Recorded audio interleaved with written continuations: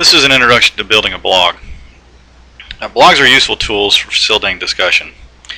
They can be used to augment training delivered in a classroom, kind of face-to-face, or offer an alternative training option for deployed or traveling unit members. Discussion, as you know, is a vital component in CPO 365, and this is a great way to facilitate that, either in addition to classroom training, or give those sailors that are deployed or out on the road a chance to be involved in the group discussion. There are many different websites available for creating a blog. Most of them are free or virtually free, and available just by doing a quick search on the internet. For the purpose of this lesson, we'll be looking at using Google's Blogger website, but that in no way is an endorsement of any one specific service. It's just one that we're going to use for this presentation. So if you pull up Google's website, you'll see that it has, along the menu there, a lot of different options that Google has through it. If you go to the More option and scroll down, you'll see Blogger on there. If you select Blogger, that'll pull up the website. And once you get there, you'll have to log in either using an existing profile or create a new profile. Now, what's nice about going through Google, again, is that there are many, you saw in the previous slide, you saw there were many different options and services available. Some of these services will work together with the blog and putting together presentations. So it's nice. You have one login and you can use multiple services.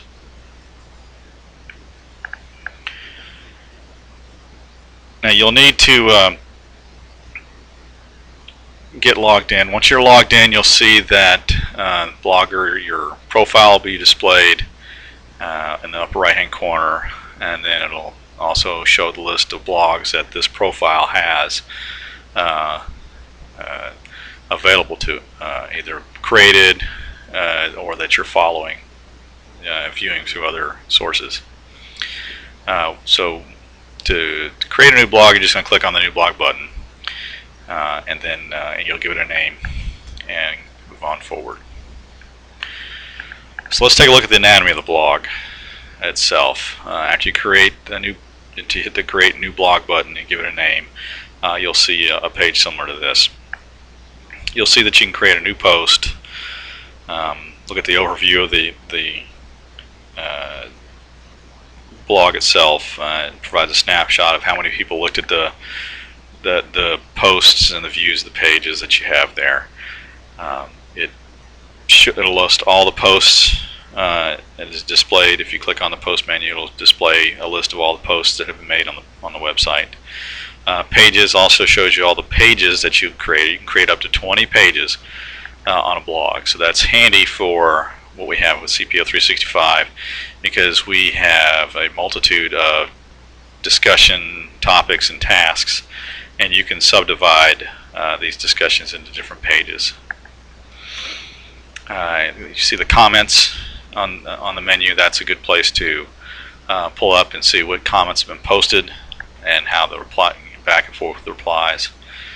You see Google stats and earnings, not really applicable to what we do for CPO 365, because it just kind of tracks how if you're putting your blog out as kind of a commercial product. So that's not really applicable to what we have here for CPO 365. And finally, at the bottom there, layout, templates, and settings. This is where you're going to do all the initial setup of the blog and give it its look and the characteristics of it.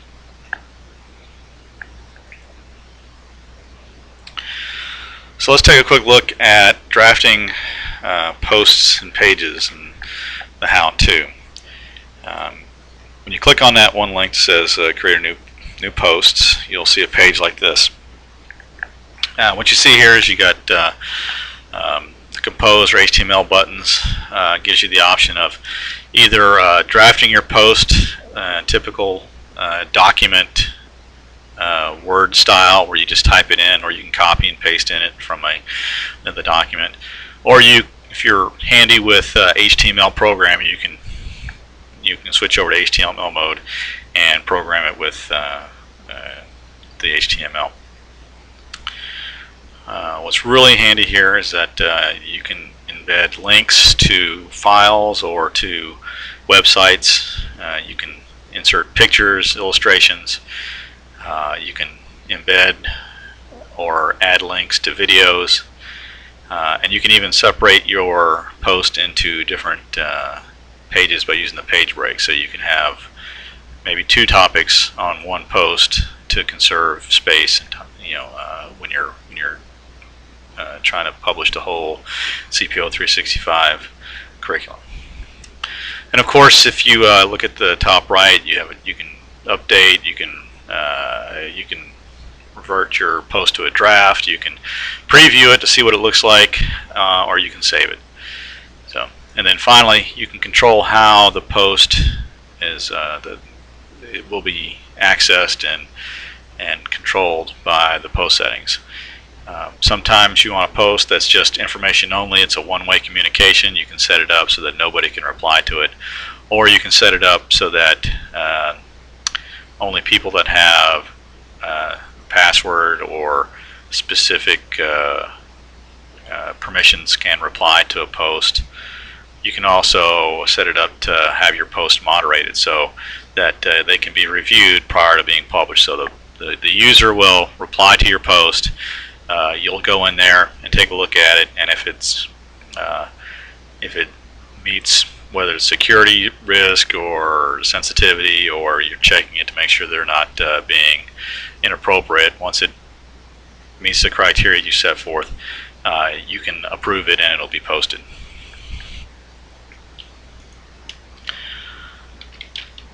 Next, we'll take a look at the pages. Pages are very similar in setup. The design, the way you publish a page is exactly like we saw with the post, but on the pages menu that you're seeing here now, you can add, like I said, up to 20 different pages, and they'll be all listed in a menu underneath the new page button. Either under pages, or one that's not shown here right now is drafts. So if you have created a page but it hasn't been published yet because you're still working on it, it'll show up as a draft.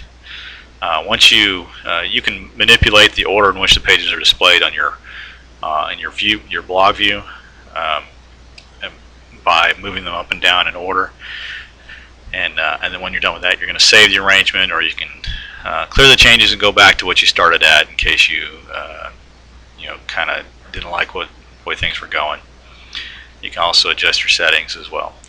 Up at the top there, you'll see View Blog. That's a tab or a button that's available on most of these, through most of these menus. And if you click on that, it'll open up another page that gives you a user view of the blog. So basically, if you searched for it before logging in, you could pull up the blog and look at it like anybody else would and see what it looks like.